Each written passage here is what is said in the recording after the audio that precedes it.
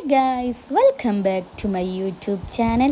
ഇന്ന് നമ്മൾ വന്നിരിക്കുന്നത് വളരെ ടേസ്റ്റിയായ ഒരു മസാല കലമക്കായി ആയിട്ടാണ്.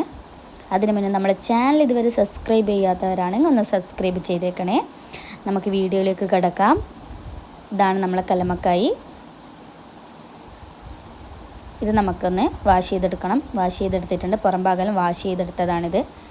ഒരു 3-4 വെള്ളത്തിൽ വാഷ് ചെയ്തെടുത്തതാണ്. മൊത്തത്തിൽ കളഞ്ഞിട്ട് പുറത്തുള്ള ഇതെല്ലാം കളഞ്ഞിട്ടാണ്. ഇനി ഇത് നമുക്കൊന്ന് ഓപ്പൺ ചെയ്തിട്ട് ഇതിൻ്റെ ഉള്ളിലുള്ളതും കൂടി ഒന്ന് കളയണം. ഇതിൻ്റെ ഉള്ളിലൊരു പാമ്പൻ എന്ന് പറഞ്ഞിട്ടൊരു സാധനം ഉണ്ട്, ഒരു വെള്ള. അതിങ്ങനെ വലിച്ചാൽ കിട്ടും. അത് മൊത്തം കളയണം, അല്ലെങ്കിൽ വയറുവേദന എടുക്കും. അതുകൊണ്ട് അതിൻ്റെ ഉൾഭാഗം അങ്ങനെ മൊത്തം ക്ലീൻ ചെയ്തെടുക്കണം. ഇത് ക്ലീൻ ചെയ്തിട്ട് മൊത്തമായിട്ട് ക്ലീൻ ചെയ്തതിന് ശേഷം ഒന്നും കൂടി ഒന്ന് വാഷ് ചെയ്യണം. നന്നായിട്ട് വാഷ് ചെയ്തെടുക്കണം. ഇത് ഉൾഭാഗം പുറഭാഗം ഒക്കെ നന്നായി വാഷ് ചെയ്തെടുക്കണം. ഇങ്ങനെ ഉൾഭാഗം എല്ലാം വാഷ് ചെയ്തെടുത്തിട്ടുണ്ട്. രണ്ടാമതും നമ്മൾ കഴുകി 3-4 പ്രാവശ്യം കഴുകി വെച്ചതാണിത്. അതിൻ്റെ വീഡിയോ എടുത്തിട്ടില്ല. ഇനി നമുക്ക് അടുത്ത സ്റ്റെപ്പിലേക്ക് കിടക്കാം. ഇതാണ് നമ്മളെ അരി. പൊന്നി അരിയും വെള്ളക്കുറുവ അരിയും 1 മണിക്കൂറോളം ചൂടുവെള്ളത്തിൽ പുതിർത്തിയതാണിത്.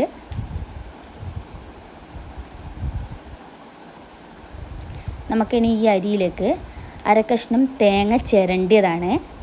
അരക്കഷ്ണം തേങ്ങ ചിരണ്ടിയത് ഇട്ട് കൊടുക്കാം. ഇത് പെരിഞ്ചീരകമാണ്. കുറച്ച് പെരിഞ്ചീരകം എടുത്തിട്ടുണ്ട്.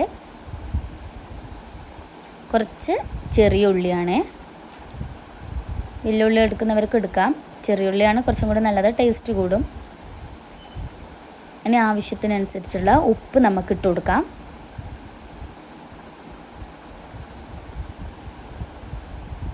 ഇത് വാഷ് ചെയ്തെടുത്ത പുതിർത്തിയ അരി, വാഷ് ചെയ്തെടുത്ത അരിയാണ് കേട്ടോ.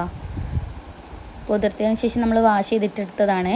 ഇത് നമുക്കിനി മിക്സിൻ്റെ ജാറിലേക്ക് എടുക്കാം. അതിൻ്റെ വെള്ളമാണിത്.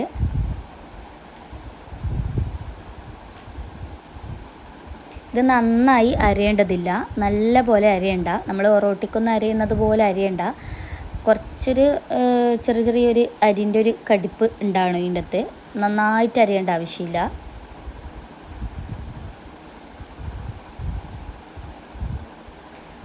അരി സെറ്റായതിനു ശേഷം നമുക്ക് ഇതിനകത്തേക്ക് അരിപ്പൊടി ഇട്ട് കൊടുക്കാം.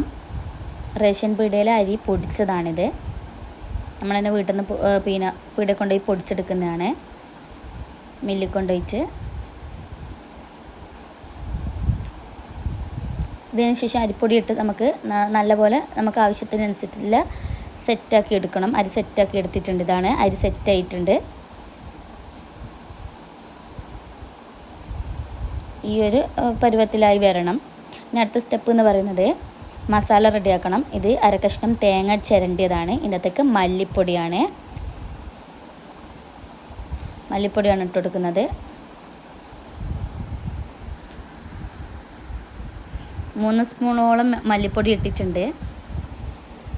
പിന്നെ മഞ്ഞൾപ്പൊടി, കുറച്ച് മഞ്ഞൾപ്പൊടി എടുത്തിട്ടുണ്ട്. പിന്നെ പെരിഞ്ചീരകം, കുറച്ച് പെരിഞ്ചീരകം എടുത്തിട്ടുണ്ട്. ആവശ്യത്തിനുള്ള ഉപ്പിട്ട് കൊടുക്കാം. കുറച്ച് ഉപ്പ് മതി.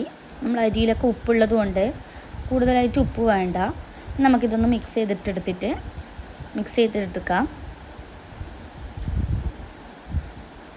അതിന് മിക്സിൻ്റെ ജാറിലിട്ടൊന്ന് അടിച്ചെടുക്കുകയാണ് വേണ്ടത്.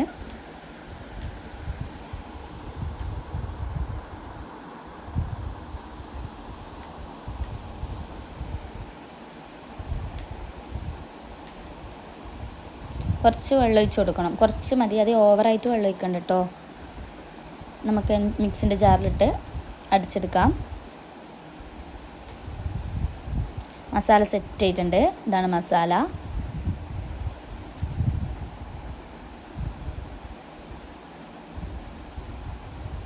നമ്മൾ അടുത്ത സ്റ്റെപ്പിലേക്ക് കിടക്കാം. ഇത് നമ്മളെ മസാല, നേരത്തെ തയ്യാറാക്കിയ മസാല, നമ്മൾ വാഷ് ചെയ്തെടുത്ത കല്ലുമ്മക്കായ, നമ്മളെ അരി, നേരത്തെ തയ്യാറാക്കി വെച്ച അരി. ഇനി നമുക്കിത് കല്ലുമ്മക്കായ എടുത്തിട്ട് ഈ മസാല നമുക്ക് ഇതിൻ്റെ ഉള്ളിലേക്ക് ഇങ്ങനെ പുരട്ടി കൊടുത്തിട്ട് അരി ഇതുപോലെ വെച്ച് കൊടുക്കാം. എന്നിട്ട് അതിൻ്റെ മുകളിലായിട്ട് നമ്മൾ മസാല ഇട്ട് കൊടുക്കുകയാണ് ചെയ്യുന്നത്. വളരെ ടേസ്റ്റിയാണിത്. എല്ലാവരും ഒന്ന് ട്രൈ ചെയ്ത് നോക്കണം. ഇതുപോലെ ഇതാണ് ഇങ്ങനെ ഓരോന്നോരോന്നായിട്ട് ഇങ്ങനെ ചെയ്തെടുക്കാം.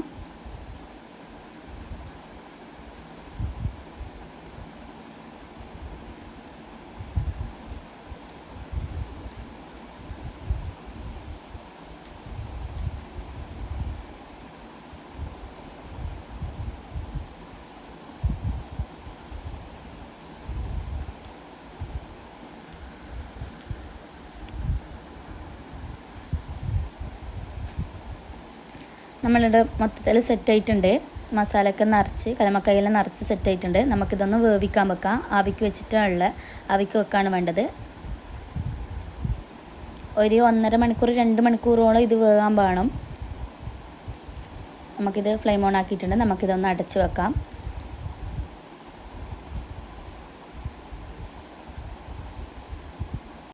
രണ്ട് മണിക്കൂറോളം നമ്മൾ വേവിച്ചിട്ട് നമ്മൾ മസാല കലമക്കായുടെ റെഡി ആയിട്ടുണ്ട്. ഇതാണ് നമ്മൾ ടേസ്റ്റിയായ മസാല കലമക്കായി. എല്ലാവരും ഒന്ന് ട്രൈ ചെയ്ത് നോക്കണം. വീഡിയോ ഇഷ്ടപ്പെട്ടാൽ ലൈക്ക് ചെയ്യാനും ഷെയർ ചെയ്യാനും സബ്സ്ക്രൈബ് ചെയ്യാനും മറക്കല്ലേ. ഇനി അടുത്ത വീഡിയോയിൽ കാണുന്നത് വരെ ബൈ ബൈ.